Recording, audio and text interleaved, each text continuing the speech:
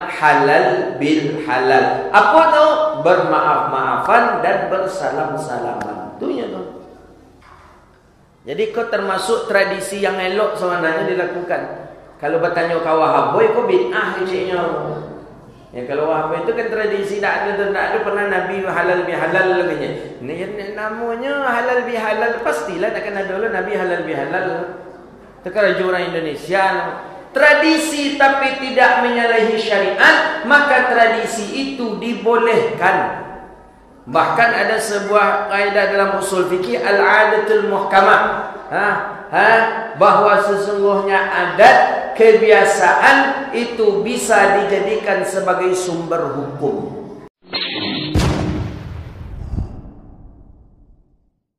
Assalamualaikum warahmatullahi wabarakatuh.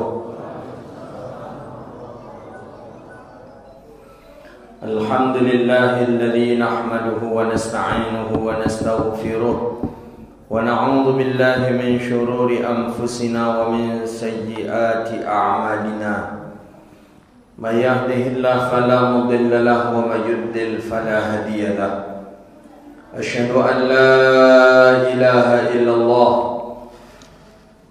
wahdahu la syarika lahu wa asyhadu anna Muhammadan 'abduhu wa rasuluhu وصفيه من خلقه وحبيبه بلغ الرسالة وأدى الأمانة ونصح الأمة وكشف الله به الغمة وجاهد في سبيل الله حتى أتاه اليقين صلوات ربي وسلامه عليك يا سيدي يا رسول الله. Kita memuji Allah dengan mengucapkan Alhamdulillah Rabbil Alamin. Dengan izin Allah kita bisa duduk di tempat yang mulia ini.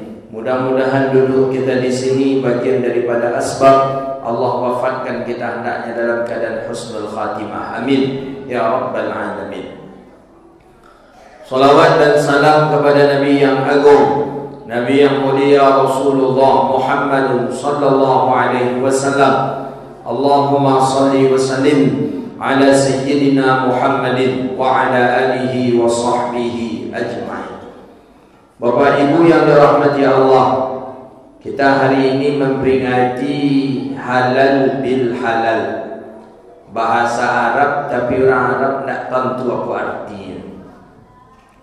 Kalau halal cik saja halal, haram ciknya haram. Tapi kedua sudah halal, halal pula cik leh. Jadi halal bil halal. Jangan sampai ada cik pula haram bil haram. Itu parah. Sudah haram tambah pula haram. Nah, acara kita ko halal bil halal. Halal bahasa Arab. Pertama, dalam Al-Quran Allah katakan wa ahallallahu al-bai'a wa harrama riba. Halal ini Allah jelaskan dalam Al-Quran pada bab masalah jual beli. Wa ahallallahu al-bai'a wa harrama riba. Allah halalkan jual beli, Allah haramkan riba.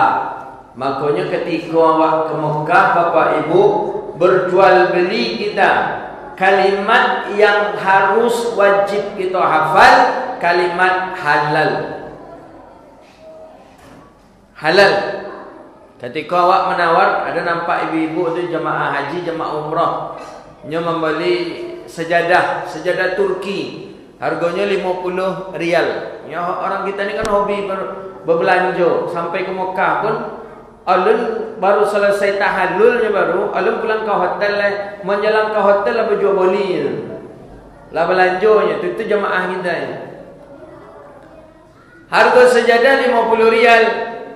Ditawarlah karena memang terbiasa mago barang.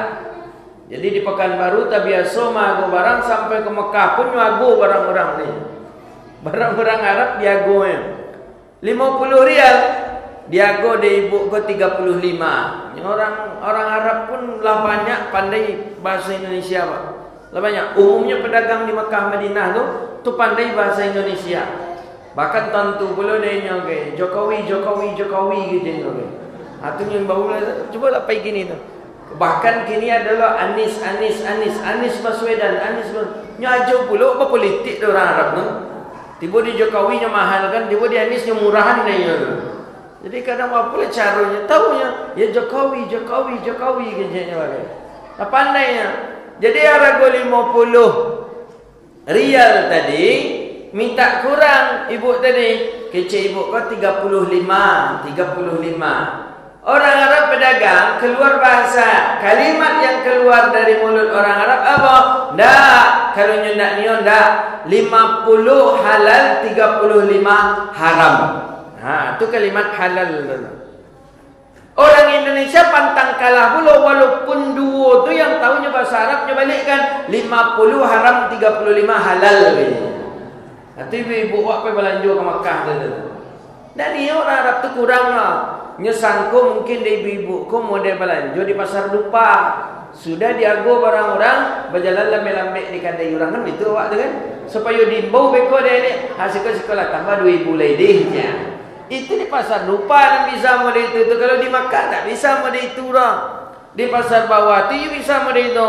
Siap diago barang orang, ndak nio dah. Ajalah lambe-lambe di muka kandai orang. Kan iyo kan? Iyo ibu tu orang nak suka mago lah. Iya, awak mesti itu. Baru supaya diimbau beko balik. Ayo ambil lah. Lah tiba di kadainya tu apa kecil? Tambah 2,000 lebih jam itu. Di Makkah tak amu dapat, Bu.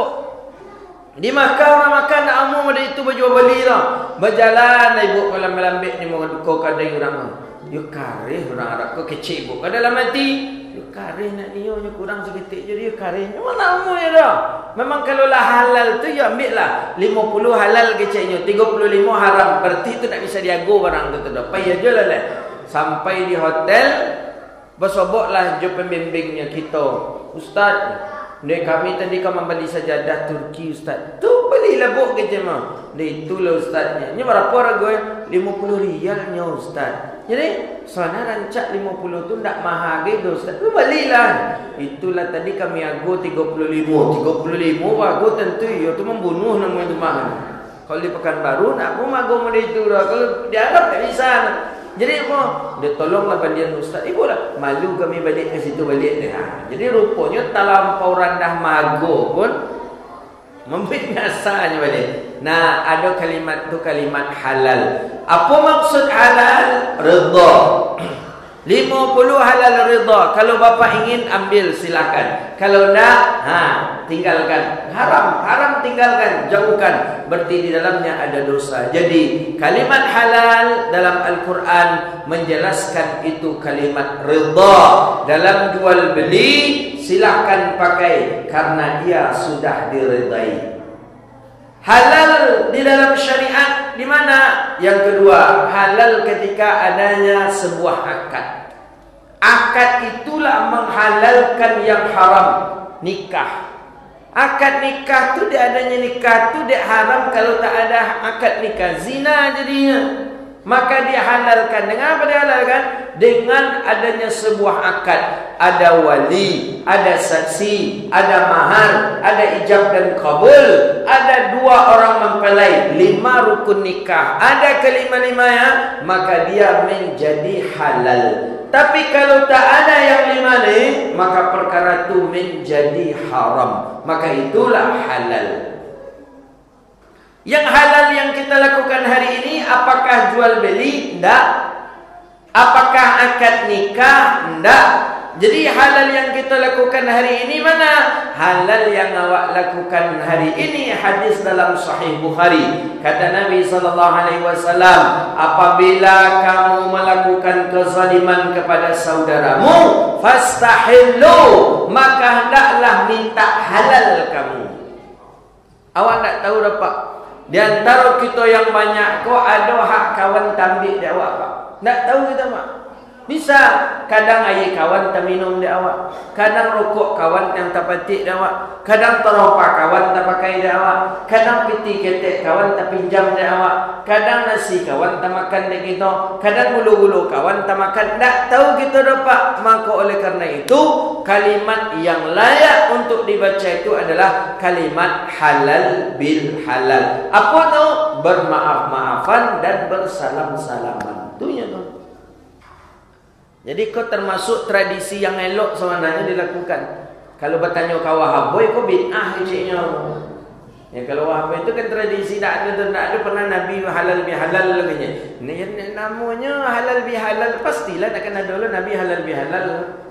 Sekarang orang Indonesia tradisi tapi tidak menyalahi syariat, maka tradisi itu dibolehkan. Bahkan ada sebuah kaidah dalam usul fikih al-'adatul muhkamah. Bahwa sesungguhnya adat, kebiasaan itu bisa dijadikan sebagai sumber hukum. Kebiasaan. Maka ini tradisi. Tradisi yang elok, tidak menyalahi syariat, maka tradisi itu perlu kita jaga. Mana tradisi itu tidak menyalahi syariat? Coba tengok acara halal bihalal di daerah kita. Ada orang ketika halal bihalal minum tuak? Tidak ada. Ada ketika halal bihalal orang berjudi? Tidak ada. Ada ketika halal bihalal joget-joget sambil mabuk? Tidak ada. Halal bihalal yang kita kerjakan hari ini dibungkus dengan syariat. Diadakan di masjid berpahala, dibaca Al-Fatihah berpahala, dibaca apa lagi? Ayat-ayat Al-Quran berpahala. Setelah tu diadakan pula lah silaturahim, salam-salaman. Ayat Allah mengatakan, apa kata Allah Ta'ala dalam Al-Quran? Fa'fu wasfahu, bermaaf-maafanlah kamu, wasfahu, dan bersalam-salamanlah. Sudah awak bersalaman, maaf, salam, maaf lahir batin yo, sama maaf lahir batin yo. Dan yang lebih eloknya pun setelah itu aduh pula acara makan-makan sudah tu. Dia lah berbunyi-bunyi piring mamak di belakang tu telah senang hati waktu. Jadi ya itu yang kalau lu berbunyi piring tu lu mendangkang piring tu masih rusuh juga le dah makan dah. Tapi kalau lah badan tiang piring tu badan tiang tu pasti ada tu amal apa-apa. Ya. Dia setidaknya mungkin kok nasi goreng kok sate kok buat tunggu sajalah kau. Kan lain kan Pak Ji. Lain yo kancang anggur tadi yo. Tuhan menyalahi syariat kah? Tidak ada yang menyalahi syariat. Tidak ada orang berjudi, tidak ada kita memabukkan, tidak ada kita joget-joget, dan kita melaksanakan aktivitas ini sesuai dengan anjuran Allah dalam Al-Quran. Fa'fu wasfahu, bersalam-salamanlah kamu, bermaaf-maafanlah kamu. Bermaaf-maafan, maaf lahir batin yo, maaf lahir batin. Tadi ketua panitia Ramadan lah minta maaf minyo Tuhan, maaf lahir dan batin. Maaf lahir batin yo, maaf lahir batin, maaf lahir batin. Nah, itu syariat yang elok. Bahkan sekali bersalam saja kita dengan saudara kita, saqatat dzunubahu qabla an yatafarraqa. Allah ampuni dosa kita sebelum kita berpisah. Itu Nabi katakan dalam hadis Sunan Tirmizi itu. Al-mu'minani idza yaltaqiyani tasafahani. Dua orang mukmin ketika dia berjumpa bersalaman dia, saqata dzunubahu, maka gugurlah dosanya seperti sebelum dia berpisah daripada tempatnya. Alun keluar dari Masjid Muqaddis, dosa kita sudah diampuni oleh Allah Subhanahu wa taala. Berapa indahnya nanti kita bersalam-salaman. Tapi memang bermusafahah. Mana nan musafahah? Musafahah kau nan telapak tangan jo telapak tangan, kau nan musafahah. Bukan ujung tangan di ujung tangan, Pak. Kau dah orang bersalaman ujung tangan di ujung tangan seketik aja tu nya, cuma orang bencong salam. Tak boleh tu dah, Pak. Itu nak syariat tu dah. Dalam syariat tu kalau bersalaman telapak tangan jo telapak tangan. Tak boleh. Maka dalam fikih tu ada batnin kufin, kau batin telapak tangan nama kalau dalam fikih kita. Kanan kau zahir telapak tangan. Nan putih ketika ditempelkan, bertempel menempelnya gini kau, aku namanya batin telapak tangan. Batin, maka bersalaman mesti batin berjumpa dengan batin. Maka tak boleh ujung aja dah. Apalagi mau kalau waktu salam Covid. Ini kau minta maaf orang tapi tenduna dia ada kecil akun. Oleh siap pajinya. Nyukai kon bolon, hanya tenduna tangan ustaznya nak minta maaf ni, maaf boleh batin cik luarnya. Kan tak lama tu dah kan, maaf boleh batin cik luarnya. Mana nandam salam aku nyukui an maaf boleh batin luarnya kan. Karena ada siku bagaimana. Ada siku begitu. Tidak, hidup rugi kita kalau salam seperti itu. Apalagi salam mediko jadinya. Ada salam Covid dulu mediko ni. Nah, mediko salam Covid. Ya, ada nama mediko. Rugi kita. Kata Nabi apa? Ketika bermusafahah, ketika bersalaman gitu, masuk batin jo batin, sebelum kita berpisah, dosa kita sudah diampuni oleh Allah. Kalau mediko tak diampuni dosa oleh Allah, justru mungkin agak-agaknya berdosanya mungkin. Apa jago minta maaf tapi sering tanyunin juga tak seronya jadi itu dah. Berbahaya. Maka bermusafah itu. Maka dalam hadis Nabi apa? Dalam syariat kita, orang yang paling mulia di sisi Allah, mayyabda'u bis salam. Orang yang pertama kali dia mengajungkan tangannya untuk bersalam, dan yang paling terakhir melepaskannya. Itu orang yang paling mulia. Inyo yang pertama kali menyodorkan tangan ke kawan. Itu orang yang paling mulia. Kemudian inyo pula orang yang paling lambek malepehan. Ada orang pak capeknya lapen, tanda capek melapen, taknya pegang tangan kawan ke daerah cik melapen mereka aja nya. Cik mereka aja nya. Nah, yang paling afdal kata baginda, orang yang dahulu memberikan tangannya, kemudian dialah yang paling lambat untuk melepaskan tangan. Itu orang yang paling mulia. Ya bukan berarti lambat melepaskan tangan di pacik taruh tangan kawan ndak pula tu ndak sudah basalam beko tu. Ang lalu. Tidak, dia jadi begitu tu. Pokoknya yang mana yang paling terakhir melepaskan tangan, dialah yang mendapatkan pahala yang besar di sisi Allah Subhanahu wa taala. Maka dalam fikih mazhab kita tadi, tangan tadi ada batin, ada zahir. Makanya dalam fikih kita mazhab Syafi'i, batal wuduk apabila menyentuh kemaluan depan dan belakang dengan batin telapak tangan. Konyol. Tanpa batas. Awak lepas wuduk mak, kita berwuduk. Kemudian terasa kata-kata. Wak kakoklah nan di muka tu pakai telapak tangan. Maka wuduk kita batal. Baik nan di muka atau nan di belakang. Jub batin. Kenapa batal? Itu salah satu sebabnya iko untuk basalam je orang no. Ya walaupun memang je iko pun batal je sebenarnya kerana iko batin. Tak boleh baik dengan iko tak boleh kita pegang. Jadi kalau kata-kata jen je iko gawi, je pungguang ko gawi. Bapa cara ustaz pandai-pandai lah bapak ibu. Nak kan itu lembu ajan. Tapi kalau je iko batal. Bahkan dalam mazhab kita Syafi'i, dalam kitab Ghayatul Bayan, Syarah Zubat Ibn Ruslan, Imam Syihabuddin Hamzah Ramli menjelaskan, bukan saja menyentuh kemaluan awak surang, menyentuh kemaluan orang lain pun batal wuduk awak. Awak wuduk, kawan tadi wuduk pula. Tiba-tiba wak pacik sepunya kawan tadi lain bentil mah kecik awak. Jobatin telapak tangan. Wala miskal malmus, wudu awak batal, wudu kawan batal. Jadi nyo sampai wuduknya taklah batal lah. Akan ang menyentuh macam yo ang menyentuh, ang kan sentuh batal wudu ang. Kalau kita sentuh pakai batin telapak tangan. Tapi kalau pakai punggung itu apa salah saja jadi nak batal wudu tu. Kata-kata acang gawi ence acel dan payah gawi lah pakai punggung.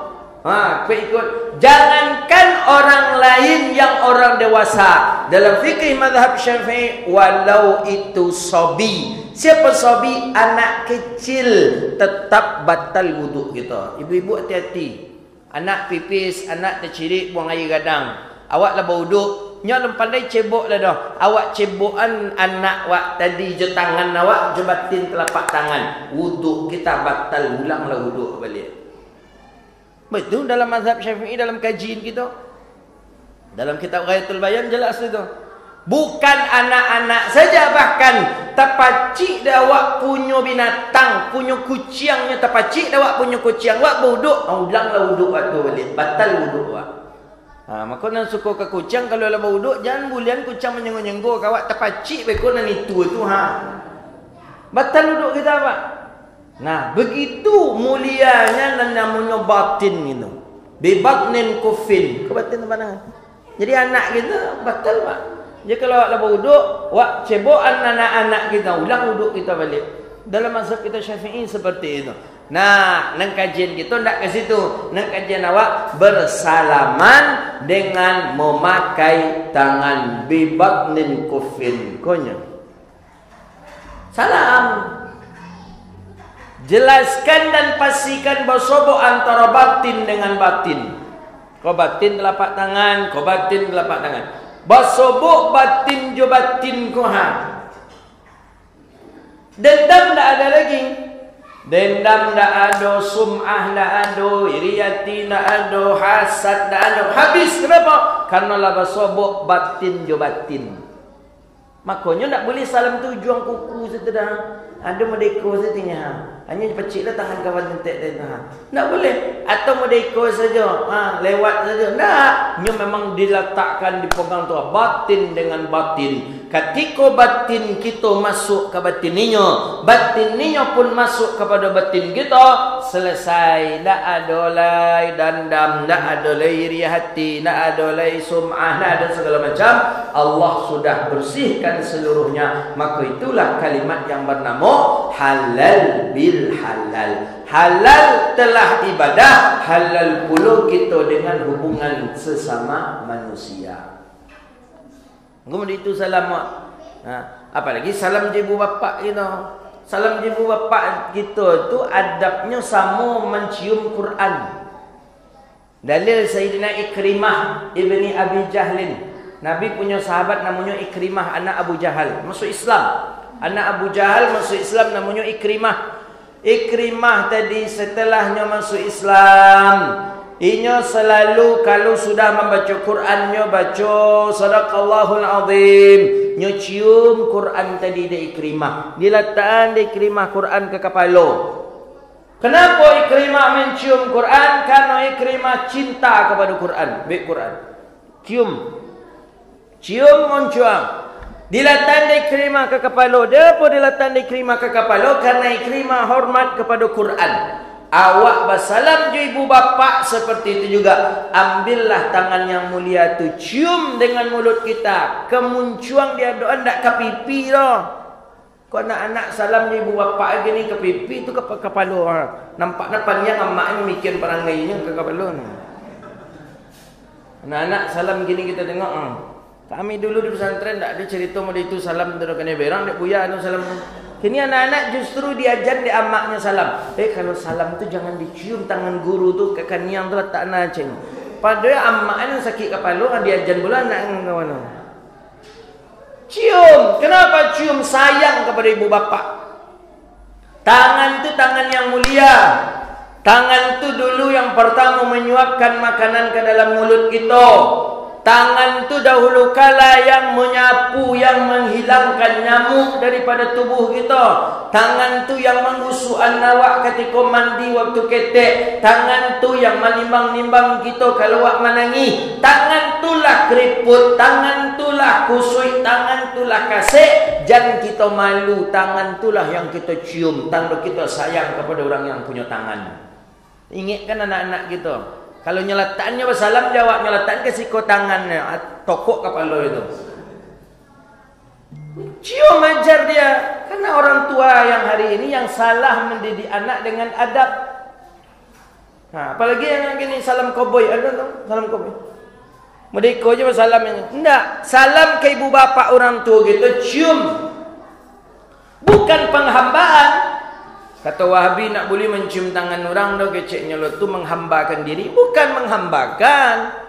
Bukan awak menyembah ibu bapa awak, enggak. Tapi karena memang cinta. Tangan tu dulu yang berjasa. Banyak jasa tangan tu kepada kita. Nek tangan tu kini lah kusui lah, keriput lah, loyo lah.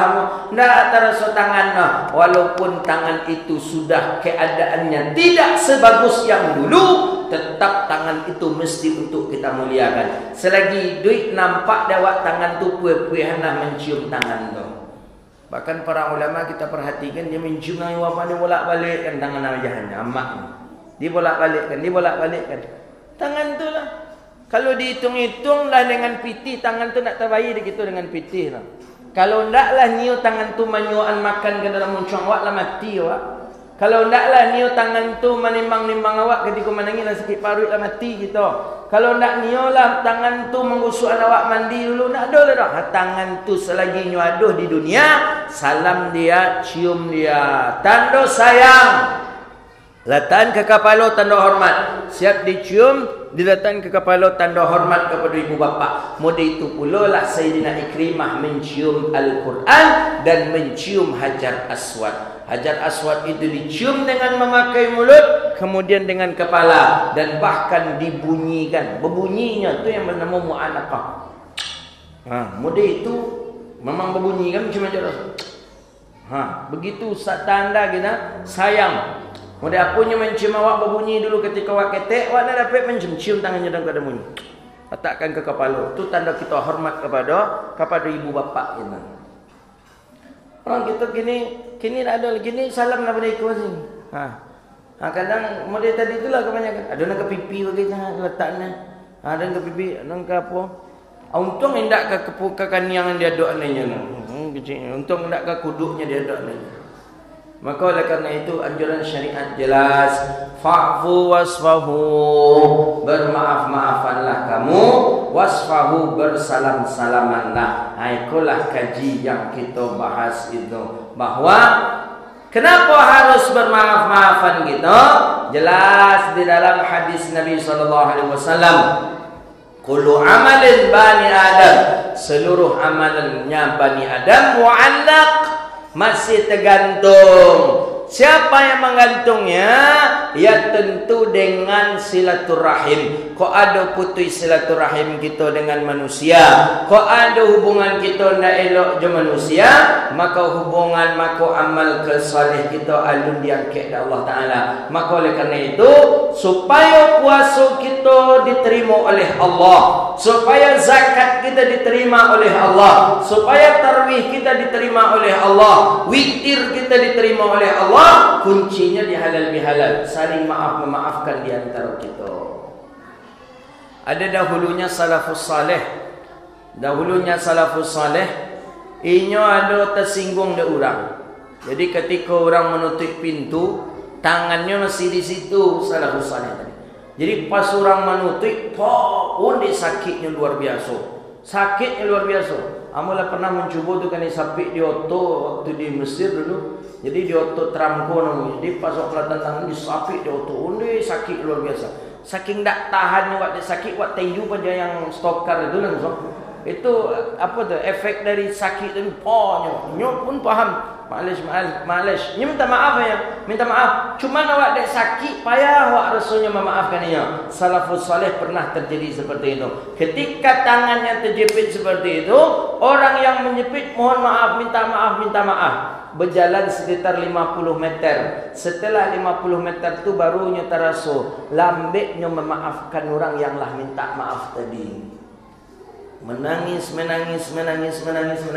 sampai tiba di rumah, menangisnya tadi merasa salah. Jadi kecil orang rumah dia, abang menangis bang. Kenapa abang menangis bang? Ambo merasa berdosa, kecil salafus saleh tadi. Talambik ambo memaafkan orang yang minta maaf kamu. Kenapa bang? Lah berjalan puluh dan 50 meter baru dan maafkan dosa. Apa salahnya ketika minta maaf? Ketika itu langsung aku memaafkannya. Maka oleh kerana itu Pak, sebaik-baik manusia, dikata baginda Nabi SAW, sebaik-baik orang adalah orang yang terlebih dahulu memaafkan orang lain sebelum orang lain datang minta maaf kepada dia. Sebagaimana sebaik-baik saksi adalah orang yang menjadi saksi sebelum dia diminta untuk menjadi saksi. Jadi sebelum orang minta maaf kawan, maafkan kesalahan orang. Itu loh yang paling bagus sekali. Maka ada orang yang mengatakan ada hidupnya yang sudah lebih dari 100 tahun.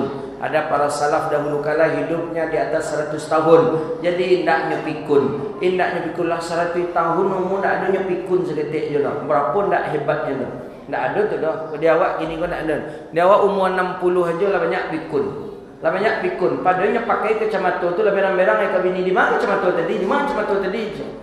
Berang daripada dia pakai kacamata tu dia setting pikun 60 tahun umurnya. Berang-berang ke bini. Di mana nampak kacamata dan tadi di mana kau malah tak mah, kau memegang mah. Dak ada dah kecek bini. Bini lah pikun pula pada dia muka matanya nampak laki mau pakai kacamata. Nan laki lah berang kacamata hilang nan bini pun ada itu pula.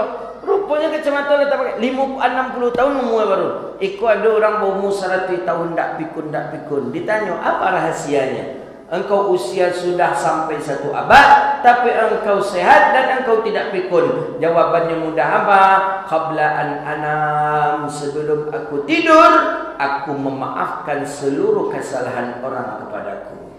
Jadi nak ada di bawahnya lalok dah. Kecil orang tadi di pasar ke inyo merdeka habis ketika inyo kalalok. Inyo nyuluh daerah habis ketika kalalok. Jadi nak ada bebannya orang inyo kalalok. Makanya panjang umurnya nak merdeka tadi ini.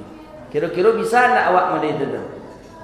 Awak sampai mendamam dek memikir kecil orang tadi.